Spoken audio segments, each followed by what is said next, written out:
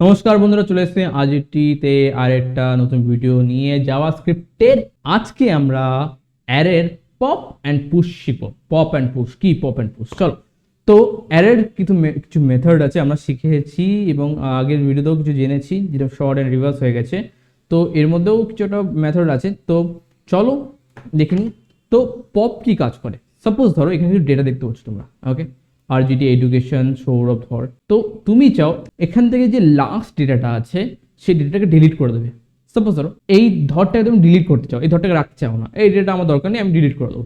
তার জন্য কি করবে? ইউজ করবে পপ, ইউজ করবে পপ ফাংশন। তো পপ ফাংশন ইউজ করার জন্য কি করবে? আগে এ লিখবে, মানে যে যে ভেরিয়েবলের মধ্যে তুমি ডেটাটা সেভ করেছো অ্যারে ডেটা, সেই ভেরিয়েবলটাকে কল করা হবে। কল করার পর লিখবে ডট, যেই ডট দেবে এখানে অনেকগুলো তোমার ফাংশন দেখতে পারবে, মানে মেথড দেখতে পারবে। তার মধ্যে শুধু লিখবে পিওপি, তারপরে দেখো এখানে দিয়েছে, সাজেস্ট করে দিয়েছে ভিএস করে সেটা পপ। এবার first second bracket on and close করবে, করার পর কমা দেবে এবং সেটাকে প্রিন্ট করাবে। টুক করে পুক করে এখানে পেস্ট করে দেবে, তারপর সেভ করবে। সেভ করে দেখবে যে লাস্ট ডেটাটা সেটা হচ্ছে ডিলিট হয়ে গেছে। দেখো RGT এডুকেশন সৌরভ ধর লেখা, এখানে RGT সৌরভ এডুকেশন সৌরভ লেখা, বাট ধরটা ডিলিট হয়ে গেছে। দেখো আমরা কিন্তু ডিলিট আগের ভিডিওতে দেখে এসেছি, সেটা হচ্ছে কিবোর্ডের মাধ্যমে। বাট সেখানে কি হচ্ছে, সেখানে ডেটাটা ডিলিট হচ্ছে, বাট তার ইন্ডেক্সটা একটা বুক হয়ে থাকছে। ডেটা সিটটা বুক হয়ে থাকছে, বাট এখানে ডেটা সিট বুক হচ্ছে না, এখানে সম্পূর্ণ ডেটাটা ডিলিট হচ্ছে। কোথা দিয়ে হচ্ছে?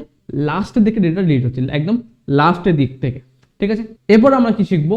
পুশ।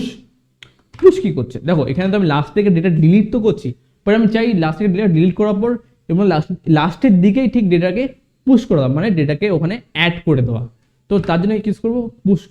পুশ লেখার জন্য কি করবে? এখানে শুধু ওই ভেরিয়েবলটাকে কল করবে, যে ভেরিয়েবল ডেটা তোমার আছে অ্যারে ডেটা, কল করার পর এখানে লিখবে PUSH পুশ।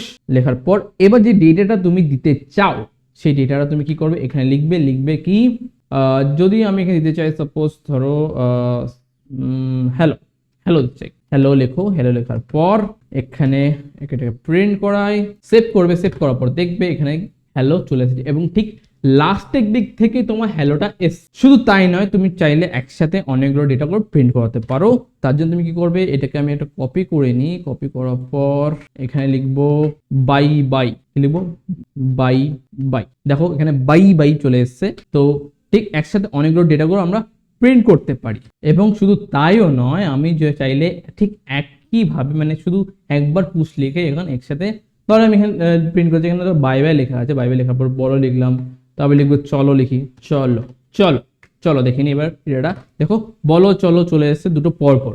তো পুশের মধ্যে আমরা ডেটাকে একদম কি করে অ্যাড করতে পারি? কোথায়? লাস্টের দিক থেকে, ডেটার ঠিক লাস্টের দিকে আমরা পুশকে অ্যাড করতে পারি। পুশ করে ডেটার মধ্যে অ্যাড করব অ্যারেতে। তো আজকে ভিডিওতে আমরা পপ অ্যান্ড পুশের ইউজ কি শিখলাম। নেক্সট ভিডিওতে শিফট আনশিফট শিখবো, যেখানে ফার্স্টে থেকে ডিলিট অ্যান্ড অ্যাড করবো আমরা ডেটা। তো চলো নেক্সট ভিডিও দেখা হচ্ছে। আজকে এইটুকুনি, tata bye bye, see you.